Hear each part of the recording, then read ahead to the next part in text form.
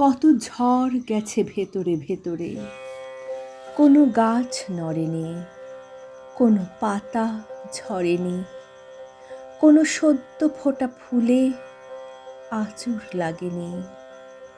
তুমি দেখতে চাওনি কোনো দিন, উৎসবের আলোয় তুমি ভেসেছিলে, আমি বিস্ময়ে তাকিয়েছিলাম। ভেতরে আমার পাল তোলা নৌকো দুলছিল, আকাশ থেকে উল্কা খসে পড়েছিল। তোমাকে জিজ্ঞেস করলাম, তুমি কি মরীচিকা?